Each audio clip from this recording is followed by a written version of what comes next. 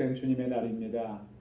지난 한 주간 동안도 하나님께서 저희들에게 큰 은혜 베풀어 주셨고 또 크신 역사로 인도해 주셨습니다. 오늘 이렇게 주님 앞에 예배드리기 위해 보좌 앞에 나오신 여러분들 주님의 이름으로 환영합니다. 이제 다 함께 자리에서 일어나셔서 우리 마음과 뜻과 힘과 정성을 다해서 영과 진리로 아버지 하나님께 예배드리겠습니다.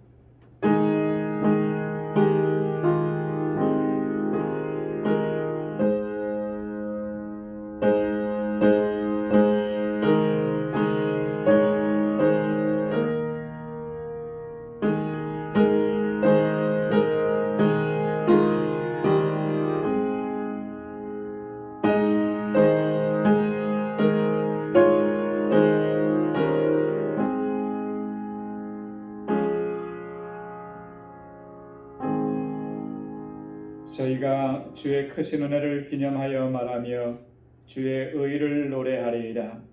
여호와는 은혜로우시며 자비하시며 노하기를 더디하시며 인자하심이 크시도다. 여호와께서는 만유를 선대하시며 그 지으신 모든 것에 긍휼을 베푸시는도다. 여호와여, 주의 지으신 모든 것이 주께 감사하며 주의 성도가 주를 송축하리이다. 아멘.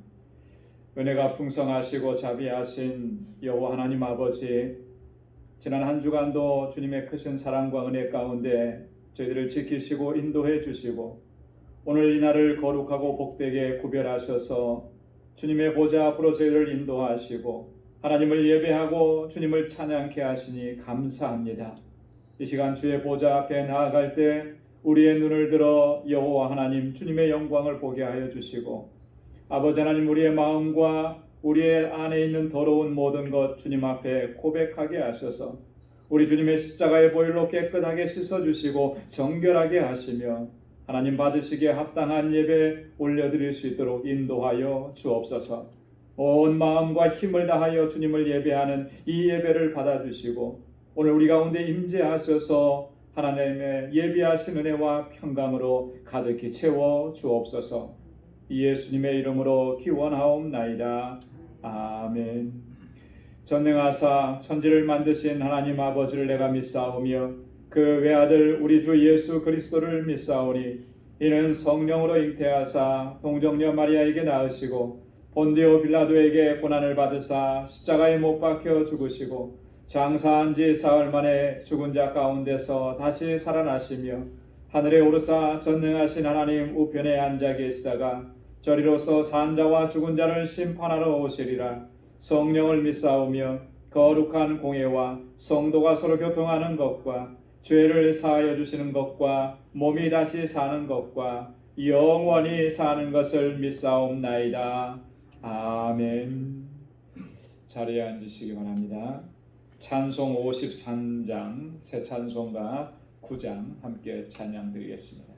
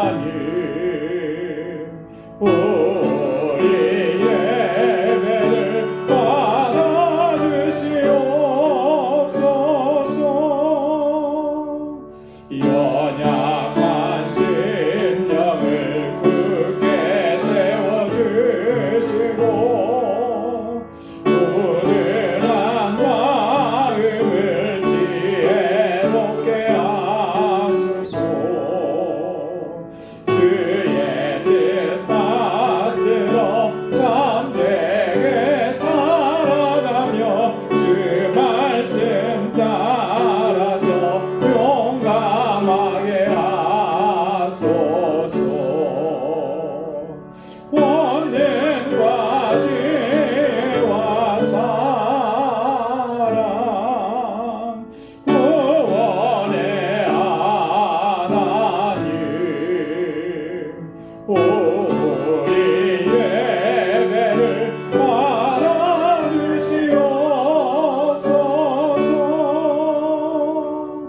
주 앞에 나올 때 우리 맘이 기쁘고 그 말씀인데요 희망 솟아오른다. 고난도 슬픔도 이기게 하옵시고 영원에 이때여 살아가게 하소서. 우리의 자랑과 기쁨 구원의 하나님 우리 예배를 받아주시옵소서.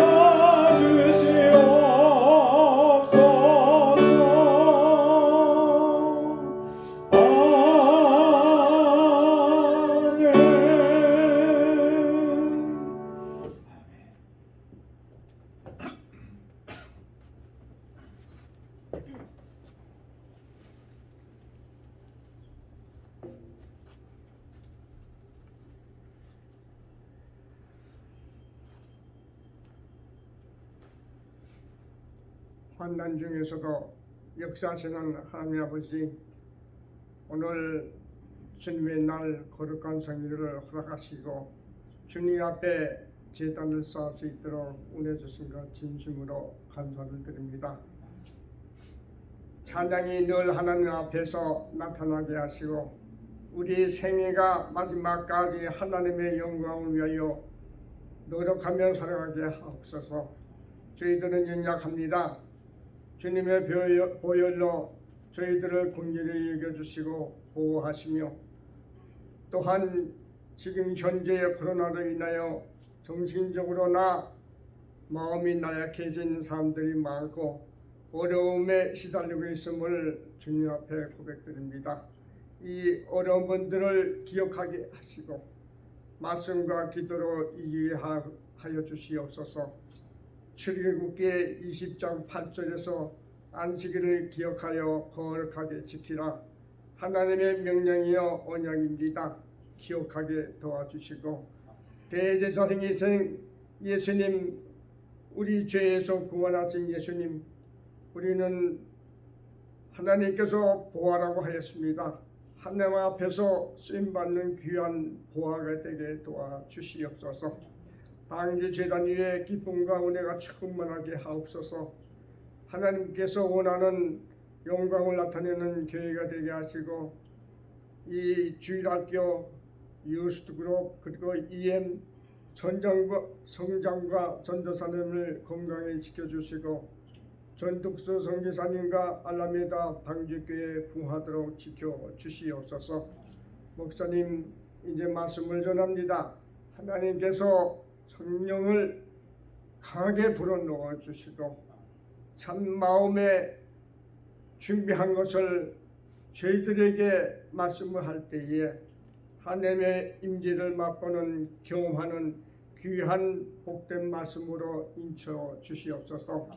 저희들은 너무나도 연약하여서 들어도 깨닫지 못하고 또한 알려고도 하지 않는 저희 버릇이 많습니다. 아버지, 하나님께서 강권하여 저의 마음을 주장하시고 하나님께서 강권하여 저희를 움직이게 도와주시고 하나님 말씀에 복종하고 또한 주님을 바라보는 귀한 성도들이 다 되게 도와주시옵소서. 오늘 예배 순서 하나님께 의지합니다. 하나님께서 인도하여 주시고 감사하고 예수님 이름 받들고 기도하였습니다. 아멘.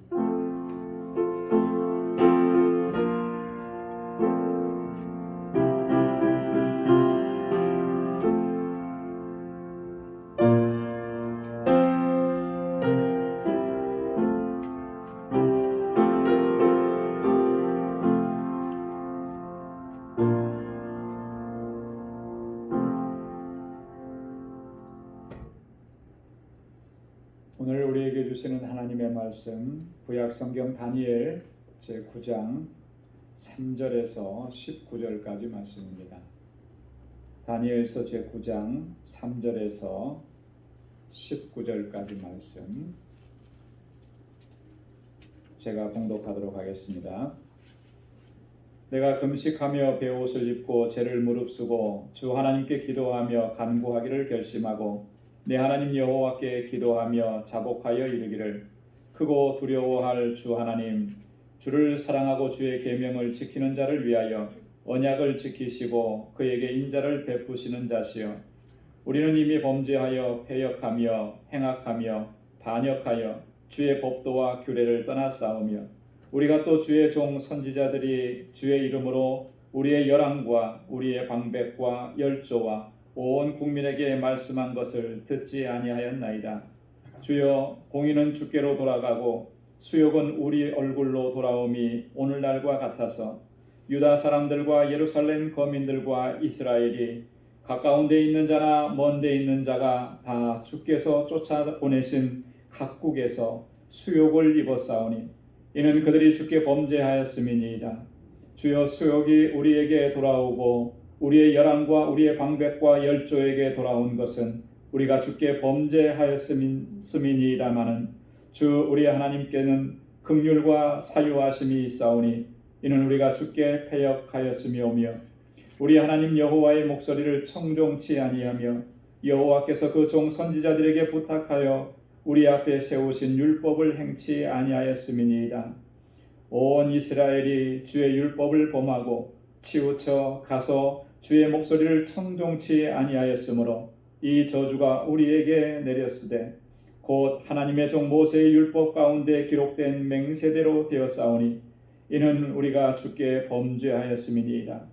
주께서 큰 재앙을 우리에게 내리사 우리와 및 우리를 재판하던 재판관을 쳐서 하신 말씀을 이루셨사오니 온 천하의 예루살렘에 임한 일 같은 것이 없나이다. 모세의 율법에 기록된 대로 이 모든 재앙이 이미 우리에게 임하였사오나 우리는 우리의 죄악을 떠나고 주의 진리를 깨닫도록 우리 하나님 여호와의 은총을 간구치 아니하였나이다. 이러므로 여호와께서 이 재앙을 간직하여 두셨다가 우리에게 임하게 하셨사오니 우리의 하나님 여호와는 행하시는 모든 일이 공의로우시나 우리가 그 목소리를 청종치 아니하였음이니이다. 강한 손으로 주의 백성을 애굽 땅에서 인도하여 내시고 오늘과 같이 명성을 얻으신 우리 주 하나님이여, 우리가 범죄하였고 악을 행하였나이다. 주여, 내가 구하옵나니 주는 주의 공의를 쫓으사 주의 분노를 주의 성 예루살렘 주의 거룩한 산에서 떠나게 하옵소서. 이는 우리의 죄와 우리 열조의 죄악을 인하여 예루살렘과 주의 백성이 사면에 있는 자에게 수욕을 받음이니이다. 그러하온즉 우리 하나님이여, 지금 주의 종의 기도와 간구를 들으시고 주를 위하여 주의 얼굴빛을 주의 황폐한 성소에 비치시옵소서. 나의 하나님이여, 귀를 기울여 들으시며 눈을 떠서 우리의 황폐된 상황과 주의 이름으로 일컫는 성을 보옵소서. 우리가 주의 앞에 간구하옵는 것은 우리의 의를 의지하여 하는 것이 아니요 주의 큰 긍휼을 의지하여 함이오니 주여 들으소서. 주여 용서하소서. 주여 들으시고 행하소서. 지체치 마옵소서.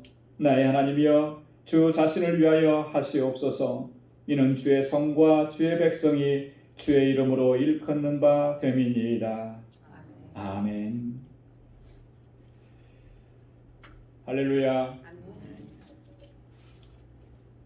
다니엘은 유다 왕 여호야김, 그가 왕이 된 지 3년 되던 해에 바벨론에 포로로 잡혀갔었습니다. 다니엘이 이렇게 포로로 잡혀갈 당시 그때 나이가 한 20세 미만이었을 것으로 추정을 합니다. 그리고 그 해가 대략 BC 606년경으로 추정을 합니다. 예루살렘이 또 유다가 바벨론에 의해서 1차 첫 번째로 이렇게 포로로 잡혀갔던 그런 시기입니다. 다니엘 1장을 보면 다니엘과 그의 세 친구가 포로로 잡혀갔는데 그들은 단순한 포로가 아니었다라고 하는 것을 우리가 확인할 수 있습니다. 바벨론의 느부갓네살 왕이 자신을 보필할 수 있는 인재를 선발해 가지고 데리고 갔던 것이죠.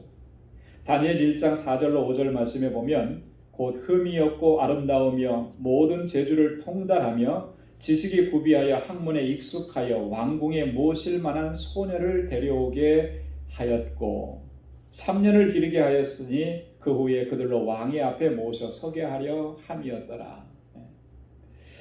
흠이 없고 아름답고 재주를 통달하고 지식을 구비하고 있고 학문에 익숙한 이런 사람들을 뽑아서 데려갔다라고 하는 거죠. 그 중에 다니엘이 있었고 다니엘의 세 친구들이 있었다라고 하는 겁니다. 왜 그렇게 했냐면 왕 앞에 모셔 서게 하기 위해서, 느부갓네살 왕을 잘 보필할 수 있게 하기 위해서 그렇게 했다라고.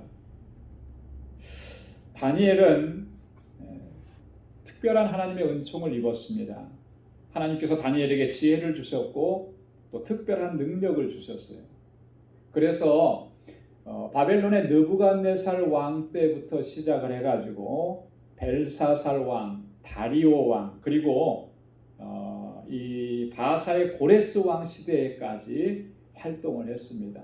그리고 그 땅에서, 이방 땅에서 정말 여러 왕조를 거치면서 귀하게 쓰임을 받았다라고 하는 거죠.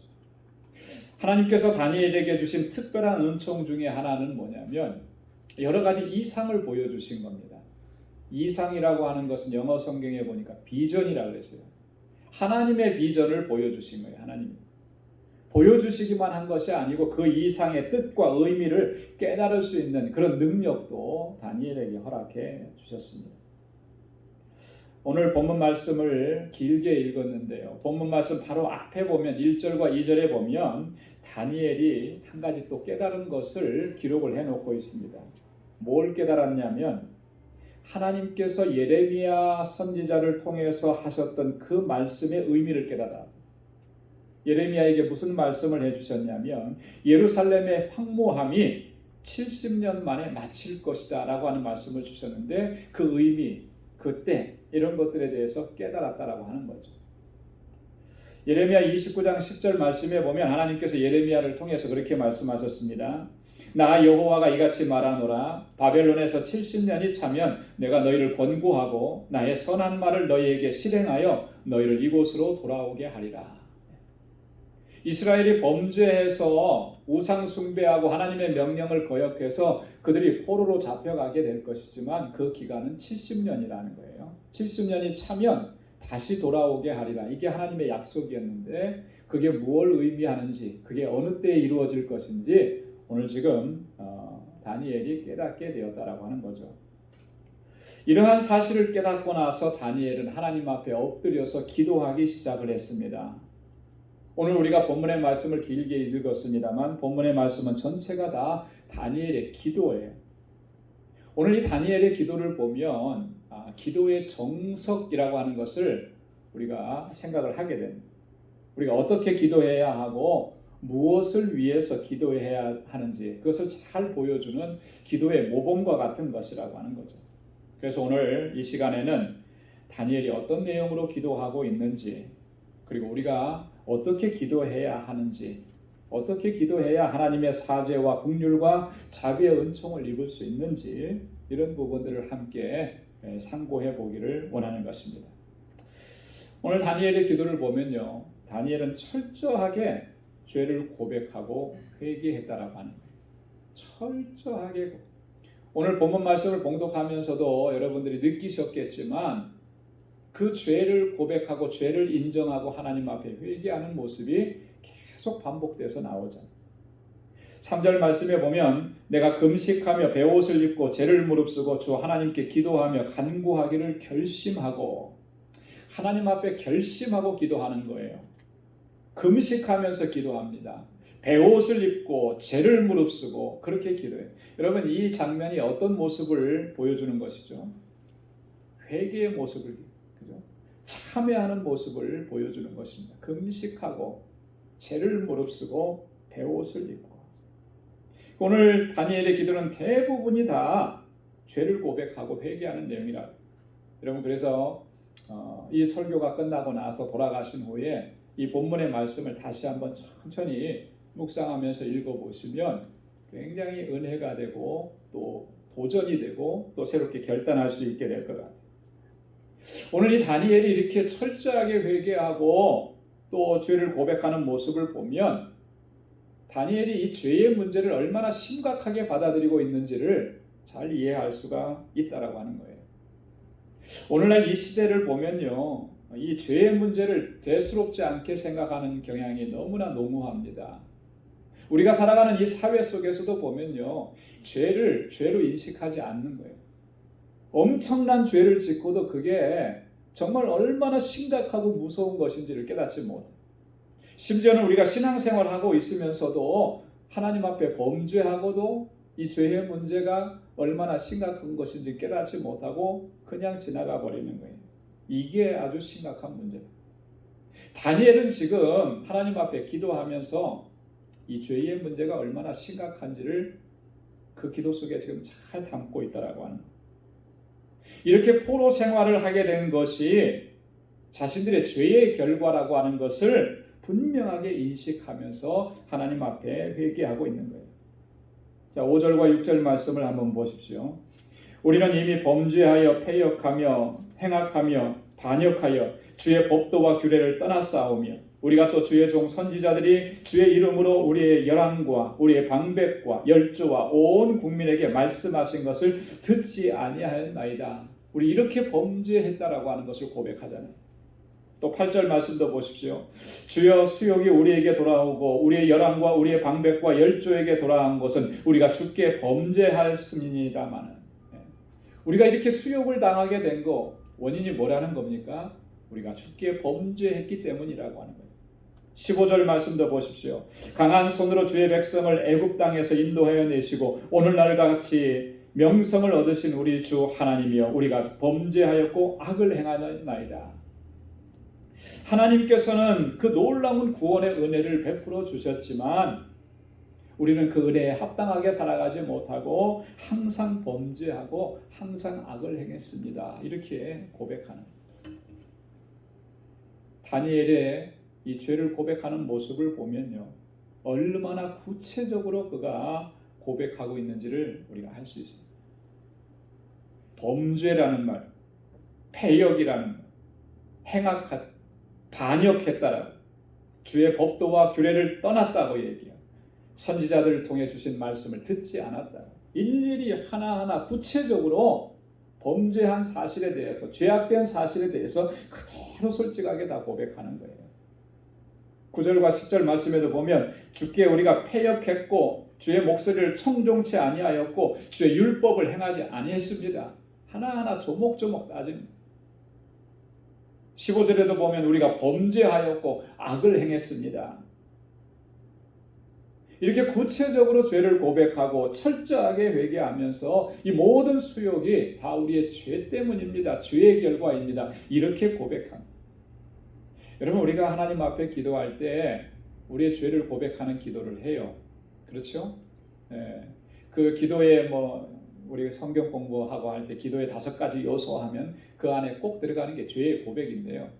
과연 우리는 얼마만큼 나의 죄를 철저하게 고백하고 있느냐. 죄를 고백할 때 그리고 회개할 때 정말 중요한 것은요, 구체적으로 기도해야 합니다. 철저하게 고백해야 된다라고 하는 거죠. 대충 두리뭉실해서 하나님 지난 한 주간 동안도 우리는 죄를 너무 많이 졌는데 하나님 용서해 주십시오. 이렇게 끝내버리는 회개의 기도가 얼마나 많아요. 하나님 다 아시니까 그렇게 생각해서 그럴지 모르지만 아니에요. 오늘 다니엘이 보여주는 거 정말 철저하게 그렇게 세세하게 하나님 앞에 가지고 나와서 회개해야 하는 것입니다. 고백해야 하는 것입니다. 그럴 때마다 그 하나하나가 용서함 받는 은총을 입게 되는 줄로 믿습니다. 여러분, 다니엘이 그러면 어떻게 이처럼 철저하게 또 처절하게 죄를 고백하고 하나님 앞에 회개할 수 있었겠습니까? 오늘 본문의 말씀을 통해서 그 근거를 좀 찾아보면 참 여기에 있는 것 같아요. 뭐냐면 그가 하나님에 대해서 분명하고 바른 인식을 가지고 있었기 때문에 그렇다는 거예요. 다니엘은 지금 하나님이 어떤 하나님이신지를 분명하게 이해하고 있었습니다. 그렇기 때문에 하나님 앞에 서면 설수록 자신의 죄악들이 더욱 선명하고 또렷하게 보였다라고 하는 것이, 그리고 그것을 통렬하게 자복하고 회개하지 않을 수가 없었다라고 하는 것입니다. 하나님을 분명하게 인식하고 있으니까, 하나님께 가까이 가 있으니까. 여러분, 우리가 하나님께 가까이 가면 우리가 얼마나 죄인인 것이, 우리가 얼마나 우리 안에 허물과 죄악들이 많은지를 분명하게 보게 됩니다. 그런데 하나님께로부터 떨어지고 멀어지면 우리 자신이 얼마나 흉악한 죄인인지를 우리가 바로 볼 수가 없어요.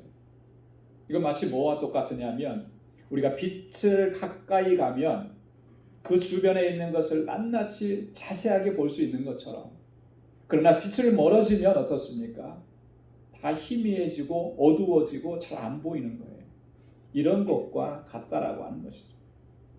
빛 대신 하나님께로 가까이 나아가면 갈수록 하나님께 대한 이해, 분명한 이해와 바른 이해를 가지고 있으면 있을수록 우리의 더럽고 우리의 추하고 죄악된 모습을 더 잘 볼 수가 있게 됩니다. 자, 그래서 우리 그리스도인들은 특징이 뭐냐면 자신이 하나님 앞에 죄인인 것을 늘 고백합니다. 인정하고. 그렇죠? 여러분 어떻습니까? 여러분 죄인이 맞습니까? 그렇게 인정합니까?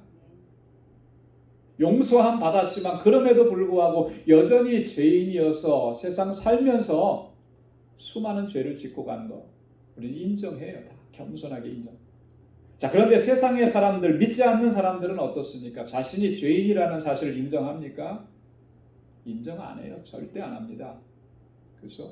무슨 특별한 범죄 사실에 입증되는 그런 죄를 지었다면 모를까? 요즘에는 그런 죄를 짓고도 부정하더라고요. 절대 인정 안 하죠. 그 차이가 뭐겠습니까? 하나님 안에 있느냐, 하나님 밖에 있느냐의 차이예요. 하나님 안에 있고 하나님께 가까이 있으면 내가 죄인이라는 것을 인정하고 고백하지 않을 수가 없는 거예요. 그런데 하나님께 가까이 있지 않으면 그게 하나도 보이지 않는다라고 하는 것이죠. 여러분, 오늘 다니엘의 기도를 보면서 다니엘이 하나님께 대해서, 하나님에 대해서 얼마나 깊은 이해를 가지고 있고 얼마나 폭넓은 이해를 가지고 있는지 우리가 어렵지 않게 확인해 볼 수 있다라고 합니다. 4절 말씀에 보면 내 하나님 여호와께 기도하며 자복하여 이르기를 크고 두려워할 주 하나님, 주를 사랑하고 주의 계명을 지키는 자를 위하여 언약을 지키시고 그에게 인자를 베푸시는 자요. 자, 하나님을 부르는데 하나님을 어떤 하나님으로 부르고 있습니까? 하나님은 크신 하나님이시고 우리가 두려워해야 할 하나님이시고, 그러나 하나님은 언약을 지키시는 하나님이시고 인자를 베푸시는 하나님이시다. 9절 말씀에도 보면 우리 하나님께는 긍휼과 사유하심이 있사오니, 다니엘이 하나님 앞에 이렇게 죄를 고백하고 용서를 구할 수 있었던 이유는 뭐냐면 하나님은 우리에게 긍휼을 베푸시는 하나님이시다. 하나님은 우리를 사유하시는, 용서하시는 하나님이시다. 분명하게 이해하고 믿었기 때문에 그가 이렇게 기도할 수가 있었다라고 하는 거죠. 14절 하반절에도 보면 우리 하나님 여호와는 행하시는 모든 일이 공의로우시나 우리가 그 목소리를 청종치 아니하였음이니이다. 하나님은 어떤 하나님이세요?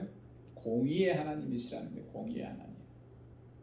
모든 행하시는 일들이 다 공의롭다라고 하는 거죠. 다니엘은 분명하게 이해하고 인식하고 있었다. 18절 말씀에도 보면 나의 하나님이여 귀를 기울여 들으시며 눈을 떠서 우리의 황폐된 상황과 주의 이름으로 일컫는 성을 보옵소서. 하나님은 들으시는 하나님, 우리의 부르짖음을 들으시는 하나님, 우리의 상황을 감찰하시는 하나님으로 다니엘은 분명하게 믿고 그렇게 하나님을 이해하고 있었다라고 합니다. 여러분, 다니엘이 이렇게 하나님을 풍성하게 이해, 구체적으로 이해하고 있습니다. 여러분, 이게 뭘 의미하는 거겠습니까?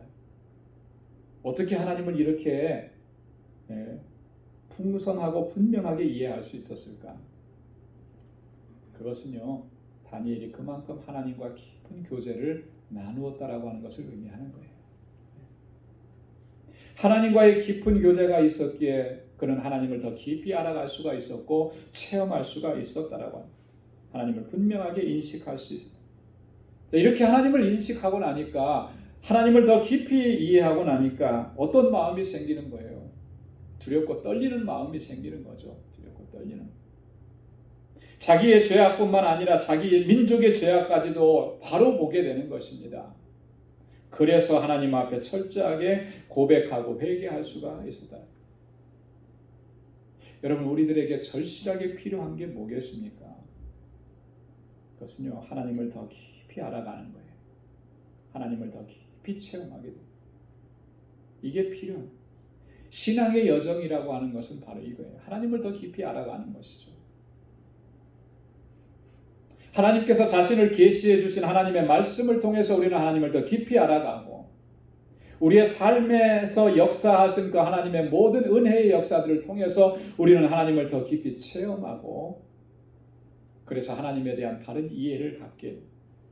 이게 신앙생활에서 굉장히 중요한 거예요. 우리가 하나님을 위해서 무엇을 했다 이런 게 중요한 게 아니고요. 하나님이 어떤 하나님이신지를 체험적으로 경험적으로 알아가는 것이 중요하다라고 합니다. 그래야만 우리는 우리의 실존을 바로 볼 수 있게 되고 우리가 얼마나 연약한 우리가 허물이 많은 존재인지를 깨닫게 되고 주님 앞에 경비하게 나가서 엎드릴 수 있게 되는 거예요. 그래서 사도 바울은요, 그의 함께하는 믿음의 권속들에게 그렇게 위해서 그렇게 기도했습니다. 골로새서 1장 9절로 10절 말씀에 보면 너희로 하여금 모든 신령한 지혜와 총명에 하나님의 뜻을 아는 것으로 채우게 하시고 주께 합당히 행하여 범사에 기쁘시게 하고 모든 선한 일에 열매를 맺게 하시며 하나님을 아는 것에 자라게 하시고 하나님을 아는 것에서 점점점 더 자라갈 수 있게 위해서 그렇게 기도했다라고 합니다. 사도 베드로도 똑같은 교훈을 줍니다. 베드로후서 3장 18절에 오직 우리 주 곧 구주 예수 그리스도의 은혜와 저를 아는 지식에서 자라가라. 주님을 아는 지식, 주님을 경험하는 것, 주님을 체험하는 것에서 자라가라. 그것이 더 풍성해지기를 원한다. 왜? 그래야만 하나님을 바로 섬길 수 있고 하나님 앞에 늘 겸비한 자세로 설 수 있기 때문에 하나님을 더 깊이 알아가고 하나님께 대한 바른 이해를 추구할 때 우리는 하나님 앞에서 바른 모습으로 설 수 있게 되는 줄로 믿습니다. 우리의 죄악이 무엇이고 우리의 범죄한 것이 무엇이고 하나님 앞에 하나님을 반역한 것이 무엇이었는지 바로 깨닫게 되고 그 문제를 가지고 하나님 앞에 나아가서 철저하게 회개하고 고백하고 하나님의 용서를 구하게 된다라고 합니다. 그랬을 때 회복의 은혜를 덧입게 되는 줄로 믿습니다. 다니엘의 기도를 보면은요, 또 한 가지 특징이 뭐냐면 자기의 의를 의지하지 않는다는 거예요. 철저하게 하나님의 그 크신 긍휼을 의지하면서 기도하고 있다라고 하는 거죠. 여러분 18절과 19절 상반절 말씀을 한번 보십시오. 나의 하나님이여 귀를 기울여 들으시며 눈을 떠서 우리의 황폐된 상황과 주의 이름으로 일컫는 성을 보옵소서. 우리가 주의 앞에 간구하옵는 것은 우리의 의를 의지하여 하는 것이 아니요 주의 큰 긍휼을 의지하여 함이오니 주여 들으소서. 주여 용서하소서. 주여 들으시고 행하소서. 지체치 마옵소서. 할렐루야. 다니엘은 결단코 자기의 의나 자기 공로를 주장하지 않았습니다. 오직 하나님의 그 크신 긍휼만을 의지해서 하나님의 용서를 구하고 있다라고 하는 거죠. 여러분 다니엘의 이런 모습을 통해서 우리가 발견할 수 있는 것이 크게 두 가지가 있는데 첫째로는요. 우리의 의라고 하는 것, 우리의 공로라고 하는 것, 우리가 자랑하고 있는 것 그것들로는 결코 하나님의 사죄의 은총을 덧입을 수가 없다라고 하는 거예요. 아무리 우리가 위대한 일을 했어도요. 그거 의지해서 하나님의 용서를 구한다. 하나님의 은혜를 덧입는다. 결코 그럴 수가 없다라고 하는 것입니다. 여러분 우리는 종종 그런 생각들을 하는 것 같아요. 우리가 행한 어떤 선한 행위들 그것들이 우리의 잘못이나 우리의 허물을 어느 정도는 상쇄시켜준다라고 생각을 하는 거예요. 세상의 논리로 보면 어느 정도는 그게 타당해요. 그래서 공은 공이고 과는 과다. 공과 과를 우리가 잘 생각해야 된다 그러잖아요. 과가 있으면 그러면 어느 정도의 공이 그 과를 덮어주는 것, 이게 관례처럼 되어 있어요. 그러다 보니까 우리가 하나님 앞에서도 그런 생각을 종종 갖는 것 같아요. 하나님, 내가 이런 일들을 했으니까, 이번에 선교를 위해서 이렇게 했으니까 이 정도는 하나님께서 용서해 주시겠지. 여러분, 결코 그런 것이 아니라, 과거 종교개혁이 일어나기 전에 로마 카톨릭 시대에는 그런 사상들이 팽배해져 있었습니다. 이런 사상을 가리켜서 뭐라 그랬냐면 공로주의라 그래요. 공로주의. 여기에서부터 어떤 것이 나왔냐면 잉여 공로설, 이런 게 나왔어요. 이런 잉여 공로설이라는 게 뭐냐면요, 성자들, 성인들에게는요, 하나님께 인정받는 공로가 차고 넘치는 거예요. 자신을 구원할 수 있는 공로가 넘쳐나는 거예요. 그 넘쳐나는 것으로서 공로가 모자란 사람들이 혜택을 입는 거예요. 그래서 성인들을 위해서 성자들의 이름으로 기도를 하는 거예요. 그의 남는 공로로 내 공로를 채워서 하나님의 구원에 이르게 해달라고 하는 그런 기도라고 하는 거죠. 면죄부 사건이 왜 일어났냐면 그런 데서 나타난 거예요. 그죠? 예. 이걸 삼으로 인해서 내가 공로를 얻고, 그래서 제대로 신앙생활하지 않고 돌아가셨던 부모님이라든지 누가 구원을 받는다. 이런 얼마나 위험한 생각들이었나. 우리의 공로는요, 아무것도 아니에요. 하나님 앞에서 주장할 수 있는 것이 아니에요. 죄인의 공로가 하나님 앞에 무슨 의미가 있겠습니까? 그럼에도 불구하고 그 우리의 의나 우리의 공로를 가지고 하나님의 은총을 입고 하나님의 용서하심을 구한다는 것은 절대 있을 수가 없어요. 우리는 그저 죄인입니다. 하나님 용서해 주십시오. 그렇게 주님 앞에 서야 할 줄로 믿습니다. 다니엘은 지금 오직 하나님의 긍휼만 의지해서 하나님 앞에 간구하고 기도하는 거예요. 바랄 것은 그거밖에 없어요. 하나님의 긍휼, 하나님의 크신 긍휼. 4절 말씀에 보면 언약을 지키시고 그에게 인자를 베푸시는 자식. 하나님 약속하신 거 지켜주시지 않았습니까? 하나님 내게 인자를 베풀어 주시지 않습니까? 그거 의지해서 내가 하나님 앞에 기도합니다. 9절 말씀에도 보면 우리 하나님께는 긍휼과 사유하심이 있사오니, 하나님께 있는 그 긍휼과 하나님께 있는 그 사유하심을 의지해서 하나님의 용서를 구한다라고 하는 거예요. 주의 얼굴빛을 황폐한 성소에 비추소서. 17절 주의 얼굴빛을 비춰주십시오. 은혜를 비춰달라고 하는 거예요. 오늘 18절에도 주의 큰 긍휼을 의지하여 하며니, 하나님의 큰 긍휼. 여러분 여기 보면 하나님의 큰 긍휼이라고 그랬잖아요. 그죠? 여러분 하나님의 긍휼이 얼마만큼 클까요? 얼마만큼 크겠습니까? 물론 하나님이 긍휼이 풍성하신 하나님이라 우리의 모든 허물과 죄악들을 다 용서해 주실 수 있다라고 하는 거죠. 하나님의 긍휼은 무한하다 그랬습니다. 그 무한하다라고 하는 의미가 어떤 의미겠습니까? 우리가 아무리 크고 흉악한 죄를 범했다 하더라도 다 용서해 주실 수 있다라고 하는 그런 의미예요. 뿐만 아니라 하나님께서 아무리 긍휼을 많이 베풀고 많이 베푸셔도 결코 그 긍휼은 조금도 소진되거나 없어지지 않는다라고 하는 거예요. 세상의 모든 것들은 사용하면 다 없어집니다. 소진되어 버려요. 그러나 하나님께 속한 것은요, 아무리 하나님께서 베풀어 주셔도 소진되지 않고 없어지지 않고 작아지지 않는 거예요. 그게 무한하다라고 하는 의미입니다. 하나님께서 우리에게 베풀어 주시는 긍휼이 바로 그렇다라고 하는 거예요. 그렇기 때문에 우리는 하나님의 크신 긍휼을 의지해서 아버지 앞에 나아가서 부르짖고 기도해야 할 줄로 믿습니다. 우리의 공로를 의지하는 이런 어리석음은 결단코 우리가 범해서는 안 된다라고 하는 것이죠. 하나님의 긍휼을 의지해서 우리의 허물과 죄악을 철저하게 고백하고 하나님의 용서를 구하고 하나님의 자비의 은총을 구할 때 하나님께서는 약속하신 대로 우리에게 행해 주실 줄로 믿습니다. 어떤 약속을 주셨습니까? 이사야 43장 25절에 나 곧 나는 나를 위하여 내 허물을 도말하는 자니 내 죄를 기억지 아니하리라. 할렐루야. 이사야 44장 22절에 내가 내 허물을 빽빽한 구름에 사라짐같이 내 죄를 안개에 사라짐같이 도말하였으니 너는 내게로 돌아오라. 내가 너를 구속하였음이니라. 할렐루야. 이미 다 용서해 주셨다라고 하는 거예요. 우리 모든 죄가 다 사라지게 하셨다라고 하는 거예요. 그러니 하나님의 크신 긍휼을 의지해서 아버지 앞에 나오라고 하는 거예요.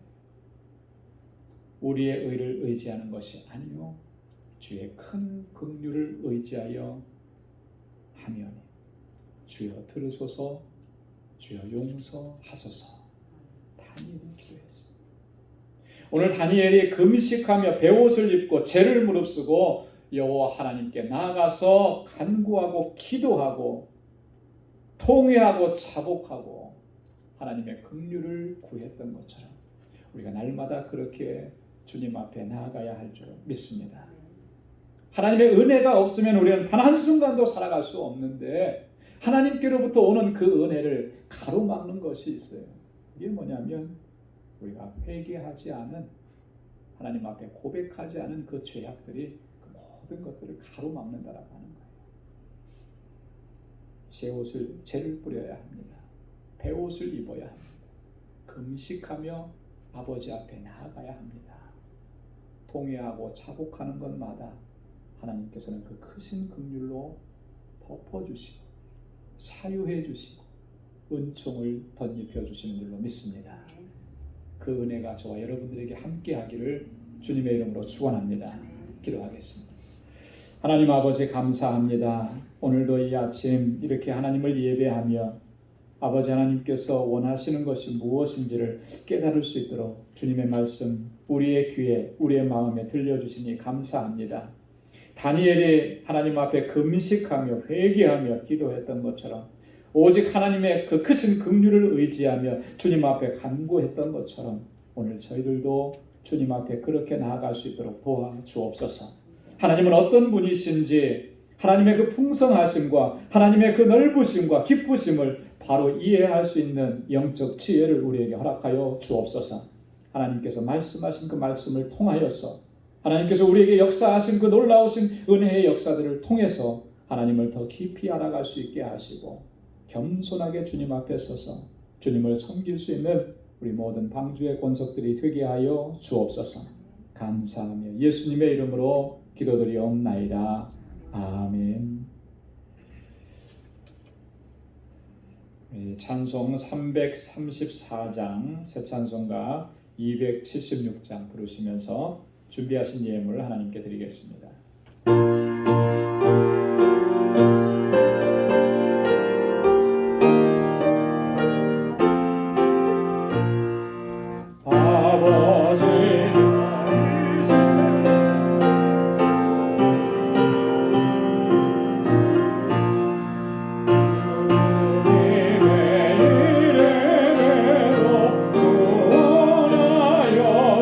주소서 아버지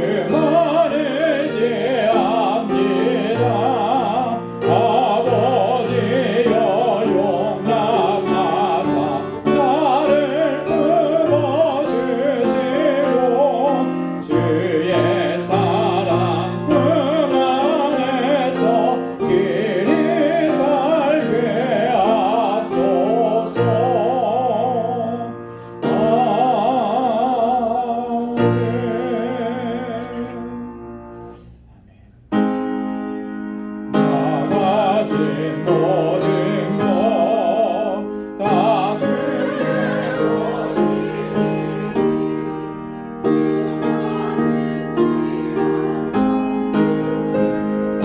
주께 바치네. 아멘.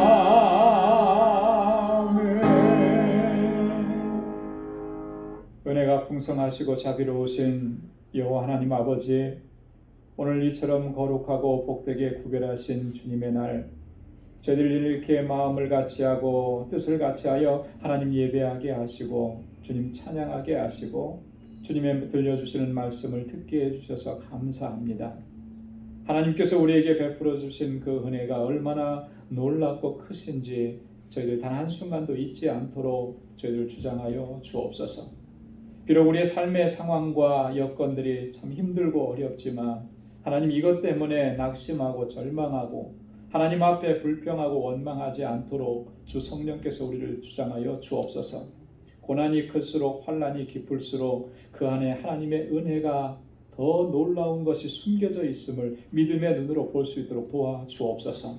그래서 고난 중에도 감사할 수 있게 하시고 무엇보다 나를 구원하신 하나님의 그 놀라우신 사랑과 은혜를 기억하며 감사하며 주님을 찬양하고 영광 돌리며 살아갈 수 있도록 도와주옵소서.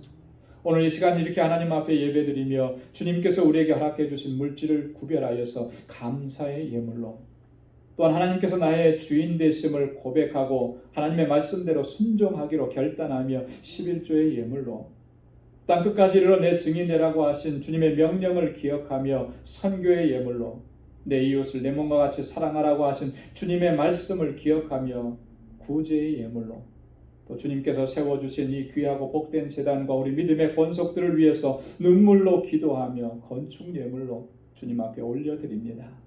이것은 단순한 물질이 아니고 하나님 우리의 삶이고 우리 믿음의 고백입니다. 하나님 기뻐 받아 주옵소서. 우리 사랑하는 성도들, 이제 또 한 주간 세상을 향하여 나아갈 때 저의 삶의 현장을 눈동자와 같이 지켜주시고 하나님 늘 동행하시고 보호하시고 인도하여 주옵소서. 우리 성도들의 가정에 주님의 평강을 더해 주시고 저들의 직장과 삶의 터전을 주님께서 복 주셔서 저희의 삶이 복의 근원된 삶이 되도록 도와주옵시고, 또한 하나님 허락해 주신 믿음의 기업들을 든든하게 지켜주셔서 정말 하나님께 영광 높이 올려드리는 귀하고 복된 기업들이 되도록 도와주옵소서. 우리 믿음의 권속들 이 한 주간도 주님과 동행하며 믿음으로 살게 하시고 하나님께 영광 돌리게 하시고 승리의 삶을 살아갈 수 있도록 주님 주장하시고 인도하여 주옵소서. 감사하오며 예수님의 이름으로 봉헌 기도드리옵나이다. 아멘. 네, 우리 전후좌우에 계신 분들과 함께 인사 나누시기 바랍니다. 샬롬, 주님의 평강이 함께하길 바랍니다. 손도 마음껏 흔들어 주세요. 이렇게. 네. 이 한 주간도 주님의 크신 사랑과 은혜가 여러분들의 삶 속에 가정에 늘 가득히 넘쳐나기를 바랍니다. 감사합니다. 아침 시간이라 힘이 없으신가 봐요. 2부에 가면 막 소리가 팍 울리던데 힘내시고, 또 날씨가 많이 추워졌습니다. 오늘 보니까 또 건강, 또 감기 걸리시지 않도록 우리 주의하시기 바랍니다. 우리 목회 권면 또 예배 안내에 대한 말씀을 드리는데 꼭 기억해 주시고, 또 이 한 주간 살아갈 때도 기도와 말씀으로 깨어 있고, 우리가 하나님께로부터 능력을 공급받는 것은 그 길밖에 없어요. 그죠? 하나님 앞에 기도할 때 하나님께서 우리에게 능력 주시고 말씀을 묵상할 때 그 말씀을 통해서 위로해 주시고 새 힘을 주시는 거예요. 그래서 이걸 떠나면은 어디서든지 우리가 위로받을 길이 없습니다. 능력을 공급받을 길이 없어요. 그래서 우리가 항상 말씀 붙잡고 기도해야 하는 것입니다. 오늘은 종교개혁 제503주년 기념주일입니다. 1517년 마틴 루터가 비텐베르그 성당 그 문에 95개 조항을 걸어서 이렇게 개혁을 시작이 된 거예요. 그래서 벌써 503년이 되었습니다. 시간이 흐르면서 이 개혁 정신이 자꾸 사라지고 있는 것이 너무나 안타까워요. 그래서 우리 안에 한 사람 한 사람 우리 개인으로부터 하나님 앞에 어떻게 우리를 바로 세워갈 것인지 늘 고민하고 기도하고, 한 사람이 바로 세우면 두 사람이 세워지는 거고요. 그죠? 그럼 우리 교회가 바로 세워지는 것이고, 한 교회가 바로 세워지기 시작하면 많은 교회들이 바로 세워지는 것이고, 그럼 나라와 민족도 세워갈 수가 있고, 내가 세워지지 않으면 결코 나라 민족을 바르게 이끌어갈 수가 없습니다. 하나님 앞에서 늘 우리가 우리 자신을 바르게 세워가는 일에 최선을 다할 수 있기를 바랍니다. 11월 생일 맞으신 분들 이렇게 주보에 올려드렸습니다. 미리 축하를 드립니다. 11월 생일 맞으신 분들에게 하나님의 은혜와 또 은총이 함께하기를 바랍니다. 우리 중보기도 제목란에 보시고 늘 좀 같이 기도해 주시고, 특별히 우리 연로하신 어르신들, 환우분들 치유와 회복을 위해서 이제 추워지는 계절입니다. 연세 드신 분들에게는 많이 취약한 그런 계절인데 하나님 건강 지켜주시기 위해서 기도해 주시고, 우리 선교사님들 건강과 안전, 사역을 위해서 계속 기도해 주시길 바랍니다. 그리고 우리 정기분 권사님 괜찮으세요? 네. 아유, 너무 씩씩하시네요. 어저께 이사를 하셨는데 늦게 하신 거예요. 오후에, 그죠? 그래서 아마 다 정리도 못하시고 밤늦게까지 하셨을 텐데 오늘 또 일부 예배에 이렇게 나오셨어요. 저는 솔직히 못 오실 것 같았어요. 근데 오늘 오셨어요. 제가 믿음이 부족하네요. 건강 잃지 않도록 또 이렇게 잘 챙기시고 또 마무리 잘 하시기 바랍니다. 우리 다 함께 자리에서 일어나셔서 427장 1절 부르시겠습니다.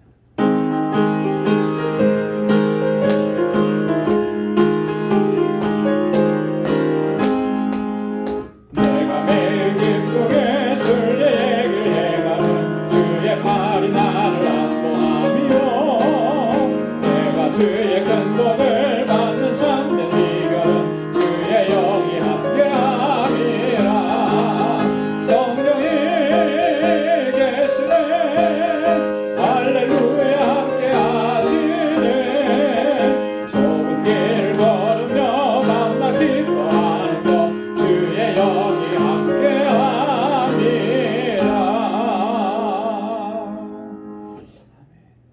이제는 우리 주 예수 그리스도의 무한하신 은혜와 하나님 아버지의 크고 놀라우신 사랑과 성령의 위로 교통 충만하심의 역사가 오직 하나님의 긍휼을 의지하여 주님의 사유의 은총을 구하고 우리의 허물과 죄악들을 주님 앞에 철저히 고백함으로 주님의 용서의 은총을 던지기를 소망하는 우리 방주의 모든 믿음의 권속들과 저들의 가정과 직장, 생업의 터전과 학업 부위에 이제로부터 영원까지 함께 하시기를 간절히 축원하옵나이다. 아멘.